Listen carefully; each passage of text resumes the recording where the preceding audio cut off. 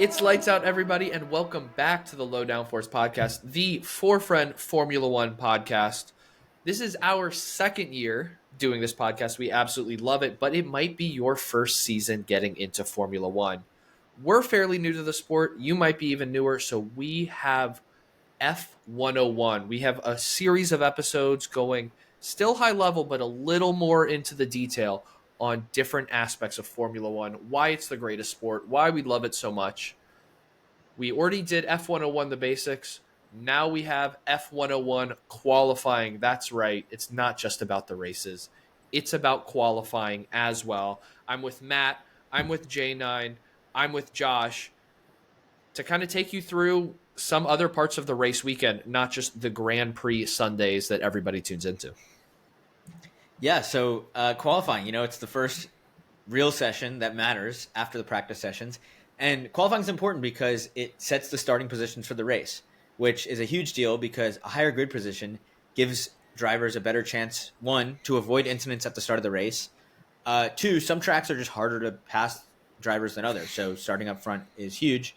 And then, why wouldn't you want to be at the front of the grid? And your strategy will benefit from that, all sorts of things. So the grid is set by the fastest lap times, of course. So during qualifying, drivers drive around. They're all timed. The fastest lap time at the top of the grid. It is possible to receive penalties and stuff like that bump you back. But overall, qualifying, you want to be at the front of the grid.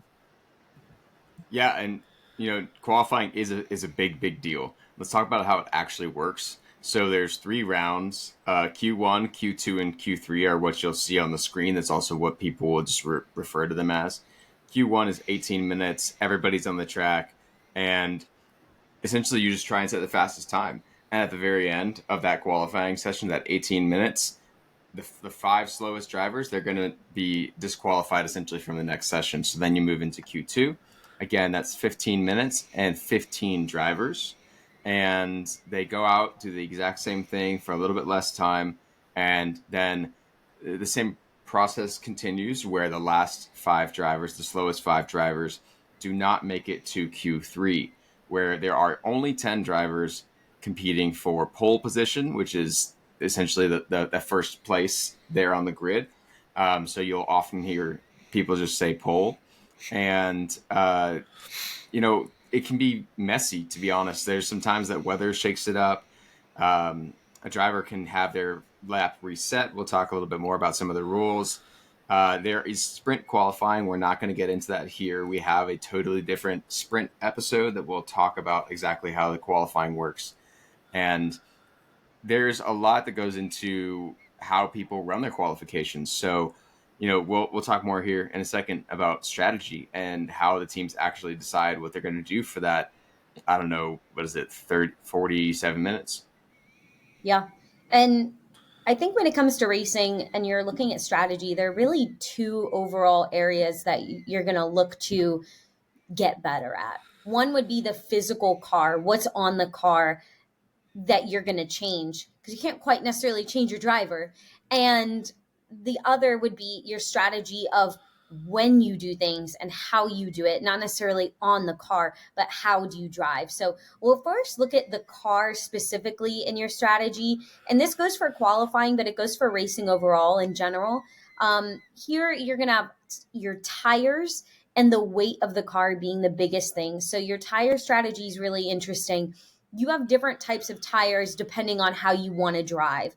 In your normal car every day on the highway, none of us are changing our car tires depending on if it's hot or cold or raining or not raining. But your tire strategy is really important in racing, specifically the type of tire. So in qualifying, you typically want to go for a soft tire preference because that's going to allow for better grip on the track and for you to go faster. However, some people will then strategize and gamble on if they should go for a more medium or hard tire because of the different compounds and how they warm up, and saving the soft tires for the later rounds of qualifying. So typically some drivers will want to do your softs. Those are your fastest. You're going to get to that Q3 as quickly as you can. But it just depends. And then another thing that you're looking at for your actual car is how much fuel you're putting in. Obviously, when I go to the pump, I want to just get the full max fuel because I don't want to go back. Like, uh, let's just, not do as many trips to the gas station. But for this, completely different. Some teams want to minimize the fuel in their cars. You get the least amount of fuel that they will need to reduce the weight and maximize their speed. But some other teams will try to strategize a little bit on if they're doing one lap versus multiple runs at the same time. So really using their engineering team to see how much fuel do I really need versus how much should we put in sometimes is different. And then when you're looking at the strategy behind it, not maybe the physical car, but the different driving techniques that you can do, especially in qualifying, you're going to have differences in when you're leaving the pit. When you're starting off, some people want to clean break, let's get out early to try to get to the front, whereas other drivers would rather wait just a tad minute for that all of the chaos to kind of come together in order to kind of leave a little bit later from the pit in order to kind of get a little bit of space. And then depending on how the race is actually going in qualifying, sometimes you can get that lucky yellow flag or a delay that actually helps you. And then I would say as a strategy overall, looking at, especially with your partner and the other person on your team, how are you trying to avoid traffic? How are you working together with them? Who's going first? Who might have to go second? And how do you kind of let your partner get more speed where you're trying to block other drivers? Those are some strategies where as you go from Q1 to Q2 to Q3, you're really trying to get to Q3 and get your fastest time there. So a couple different strategies that drivers and teams overall get into to get the best speed that they can. All of that to say, qualifying is extremely important. Now, there are no points earned during qualifying. You only get them on race day Sunday. But how you do in qualifying can change everything for the race. You're one of the best teams in one of the best cars. You have a bad qualifying, it could completely ruin your race. And on the flip side, a team that isn't doing so hot could luck into a great qualifying time and make it stick during the race. So it's not just, Sunday's where it matters. The whole weekend, the practices to get you ready for qualifying, and then qualifying, quite literally, as Josh said, puts you in the order for the race. Now, if you're a gearhead, you're all about speed, qualifying might be the session for you because Jay and I talked about the low fuel, the softest tires, the fastest tires, the way the car is set up. You're allowed DRS, a drag reduction system that we'll talk a little bit more in future episodes to help you go faster in certain parts of the track. That if you look at the fastest qualifying times and then you compare that to the fastest times in the race the following day, qualifying will be faster. And so if you're just, how fast can these cars go? I want to see a car hit 210, 215, 220 miles an hour. Qualifying is where to do it. But there are some risks that come into play. So I mentioned qualifying, race go hand in hand. Some teams, depending on the weekend, depending on the conditions, depending on the track, they might set up their car to be better at qualifying and worse in the race. For example, Monaco. Everyone's heard of the Monaco Grand Prix.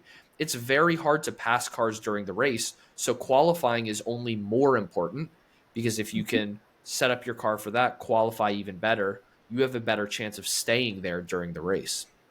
The flip side, some teams know, I don't have the best car and I don't get points in qualifying. So if I do worse in qualifying, but my car is better suited for the race, then I can make up those positions on Sunday. So strategy is very, very much in play. The other big thing is something called track limits. And this really comes into play in qualifying down to the millimeter sometimes. So these drivers are trying to set the fastest time and nothing else. They are pedal to the metal, trying to take every millimeter perfect turn to create the optimal lap, get it all done as quick as possible, faster than all other 19 drivers. If you notice, if you're ever watching a Formula One session, if you look at the track, There might be space around the track, but the track is denoted by white lines on the left and the right border of what is defined as the track. If at any point a driver has all 4 tires outside of that white line, they have exceeded track limits. And that's not always a good thing, but there are instances where you can keep more speed. You don't have to use your brakes as much. You gain an advantage by exceeding track limits. And so, in order for your time in qualifying to count, you cannot exceed track limits. You have to stay on the track. And I said millimeter perfect.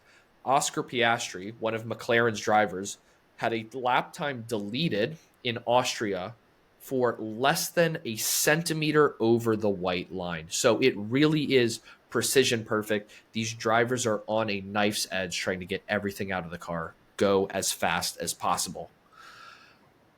So hopefully that wasn't too much. It's a lot to learn. There's certainly more to learn if you are interested. So if there's something you have a question about, if there's something you want to know more about, let us know in the comments on social media, on YouTube, on all platforms, at Low Downforce Pod. There will be a post related to this episode. Let us know what you think of it. If there's something else you want to learn about. Formula One is so fascinating because there's so much technology and strategy and engineering and science. And then at the end of the day, just super freaking fast cars. So there's a lot to be interested in, but it can be overwhelming if you just get hit with it all at once. So we're trying to break it into baby bites for you.